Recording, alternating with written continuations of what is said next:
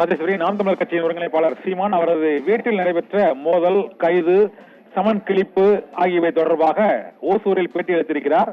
அதில் நாளை 11 மணிக்கு வலசரவாக்கம் காவல் நிலையத்தில் விசாரணைக்கு ஆஜராக முடியாது, வலசரவாக்கம் காவல் நிலையம் வேறு எங்கே செல்ல போகிறது, அதை இடமாற்றம் செய்ய போகிறார்களா, வழக்கில் ஏற்கனவே நான் வாக்குமூலம் அளித்து விட்டேன், தகவல்களையும் கொடுத்து விட்டேன், மற்றொரு நாள் விசாரணைக்கு ஆஜராவேன் என்று தெரிவித்து விட்டேன். இந்த சூழ்நிலையில் எதற்காக காவல்துறையினர் அங்கு சமன் ஒட்டினார்கள், நாளை விசாரணைக்கு ஆஜராவேன் என்று கூறிய சூழ்நிலையில் எதற்காக ஒட்டினார்கள், நாளை நான் விசாரணைக்கு ஆஜராக முடியாது, தர்மபுரியில் எனக்கு கலந்தாய்வு கூட்டம் இருக்கிறது, இதனால் ஏற்கனவே திட்டமிட்டுள்ள நிகழ்ச்சிகளை நிறைவு செய்துவிட்டுதான் நான் விசாரணைக்கு ஆஜராக முடியும் என்றும், நடிகை விஜயலட்சுமி புகார் தொடர்பாக என்ன ஆதாரம் இருக்கிறது என்பதை காவல்துறையினர் வெளிக்கொண்டு வருவார்களா என்ற கேள்வியையும் அவர் எழுப்பியிருக்கிறார்.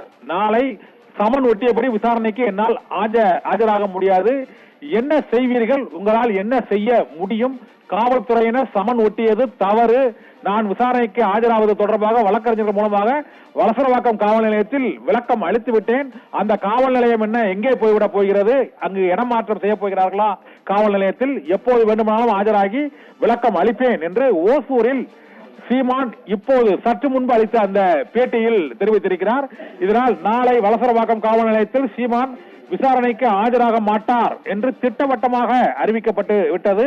நடிகை விஜயலட்சுமி புகார் தொடர்பாக எந்த விதமான ஆதாரங்களும் காவல்துறையிடம் இல்லை என்றும், இதே வழக்கு தொடர்பாக பல முறை காவல்துறையினரிடம் விளக்கு அளித்து விட்டேன் என்றும், இப்போது நான் பயந்து ஓடி ஒளிய போவதில்லை என்றும், விசாரணைக்கு கண்டிப்பாக ஆஜராவேன், ஆனால் நாளை ஆஜராக மாட்டேன் என்று அவர் திட்டவட்டமாக இன்று ஓசூரில் அளித்த பேட்டியில் அறிவித்து விட்டார். இதனால் வீட்டில் நடைபெற்ற மோதல் மற்றும் சமன் ஒட்டியது ஆகியவையும் தவறு என்று சீமான் அந்த பேட்டியில் கூறியிருக்கிறார். நான் நாளை விசாரணைக்கு ஆஜராவேன் என்று அழைப்பு சமன் அனுப்பப்பட்ட நிலையில் அதை ஏன் வீட்டில் ஒட்ட வேண்டும் என்ற கேள்வியையும் எழுப்பியிருக்கிறார்.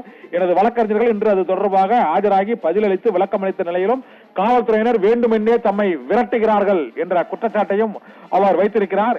இதனால் நாம் தமிழர் கட்சியின் ஒருங்கிணைப்பாளர் சீமான் எந்த நேரத்திலும் கைது செய்யப்படலாம் என்ற ஒரு எதிர்பார்ப்பு எழுந்திருக்கிறது. நாளை தர்மபுரி நடைபெறும் கலந்தாய்வு கூட்டத்திலேயே வலசரவாக்கம் போலீசார் அவரை விசாரணைக்கு அழைத்து செல்வார்களா, கைது செய்வார்களா என்ற சர்ச்சை மற்றும் பரபரப்பு அதிகரித்திருக்கிறது. ராஜேஸ்வரி.